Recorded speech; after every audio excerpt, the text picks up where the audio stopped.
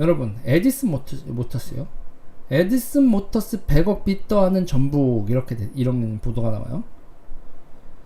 군산 일자리 참여 에디슨 모터스 대출금 못 갚아 세금으로 메워. 이야. 전라북도가 있잖아요. 에디슨 모터스가 군산형 일자리라고 해서 이렇게 공장 세우고 뭐 하는데 100억을 대출을 해주거든요. 전라북도가요. 그러고 나서 떼였어요. 떼어가지고 전북신용보증재단이 대신 갚았어요. 이런 신용보증재단 여러분 출자자가 어떻게 돼요? 정부고 뭐 이렇잖아요. 그러니까 전북도가 돈 빌려주고 돈을 떼인 걸 신용보증재단에서 전북신용보증재단에서 대신 갚아줬습니다. 아우 아우 빡지죠. 자 여러분 또 하나요. 미치겠죠 여러분. 여기서 이제 거기서 멈추지 않습니다. 문재인 정부가 에디슨 모터스에 여러분 돈 얼마를 몰아줬을 것 같으세요? 네, 1960억 몰아줬습니다. 1960억 몰아줬어요 여러분. 1960억. 그래서 보조금 있죠. 에디슨 모터스가 전기버스 사업에 상당히 높은 비중, 우리나라 국내에서 중소기업이 갑자기 버스 만들겠다고 나오더니 일반 보조금 338억, 지자체 전기자동차 보조금 1098억, 융자지원 404억, 보증지원 119억 이렇게 돼 있네요. 근데 조금 전에 여러분 있잖아요. 전라북도에서 꿔준 100억 못 갚아서 전북신용재단이 대신 갚았다고 했잖아요. 그런데 중소벤처기업진흥공단의 129억도 이게 만기가 이제 다 돼가는데 이것도 떼일 가능성이 높다. 나라에서 세금으로 보조금을 1960억을 몰아줬는데 회사가 파산이야. 여러분 이 에디슨이 여러분 주가가 14배가 뛰었던 회사예요. 2021년에 그러니까요. 주가 14배 13배가 뛴 게 뭐였어요?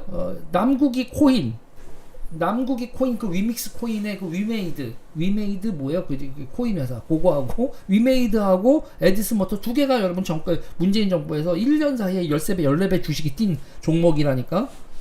그런데 여러분 여기서 멈추면 안 됩니다. 나라에서 1960원 몰아줬는데 근데 저 회사 꼬르륵 거렸어요. 14배 주가 이렇게 뛰었다고 했죠. 이 뛰는 과정에서 7천억대 주가 조작 사기 사건이 벌어져요. 누가 개입했냐? 회사 경영진 강영권 회장 본인이 회사 대표가 주가 조작에 개입을 해서 지금 구속 기소되어 있습니다. 7천억대 구속 기소에 주가 조작으로 돼 있어요. 가관이죠. 그리고 저는 이거에 대해서 맨 처음 할 때 여기서 그러면서 지금 국민의힘이나 기타 등등에 대해서 그런 얘기가 나온단 말이에요. 무슨 얘기가 나오냐면 정권 실세에 도움이 있었지 않고는 이런 일이 벌어질 수 없다 뭐 이런 얘기를 하는데 내 방송을 보라니까 쟤네들 에디슨 모터스는 여러분 버스를 어떻게 만들었어요? 버스를 만들려면 여러분 셰시가 있고 셰시에다 바디 올리고 이렇게 해야 된다고 했는데 쟤네들 바디샵도 아니었어. 그냥 중국 버스 그냥 들어왔다고. 중국 버스가 들어와서 한국산으로 탈바꿈했단 말이에요. 중국산 부품 들어와가지고 조립을 했는 것 그 정도 수준도 아니야. 그랬으면 제품에는 이런 게 하자가 났을 때 이렇게 뭐 조립 부분이나 이래야지. 쟤네들 거의 완성 수준으로 들여가지고 맨 처음에 팔고 이랬다니까요. 그래서 지금 저 군산형 일자리 같은 경우에 여러분 이 전라북도 군산형 이런 일자리 같은 경우에 사업 같은 경우에 정말 생각을 해야 되는 게 뭐냐면 여기요. 전기차, 2차전지, 태양광, 풍력, 일명 환경사업들인데 얘네들이 중국 제품이 한국 제품으로 탈바꿈하는 역할을 해요. 그러니까 메이드 인 코리아 바이 차이니즈 이런 역할을 해준단 말이에요. 그러니까 중국산보다 메이드 인 차이나보다 메이드 인 코리아가 더 좋으니까 중국 애들이 투자를 해서 만든 다음에 지네 부품 다 가지고 와서 조립해서 메이드 인 코리아로 만들어서 수출을 해서 지네가 돈 버는 부품 이런 식의 지금 얘네들이 비즈니스 구조를 이 군산 일자리 사업이 그런 식으로 된단 말이에요. 전기차, 2차전지, 태양광, 풍력 전부 다 그 모양이야. 여러분. 근데 이게 문제는 여러분 뭐냐면요. 중소기업 진흥책, 중소기업 진흥책을 되게 악용을 하는 건데요. 그러니까 중소기업 진흥책 한다면서 중국 대기업 제품이 대한민국 중소기업 제품으로 탈바꿈해서 대한민국 대기업들을 시장에서 밀어내. 이거 맞아요, 여러분?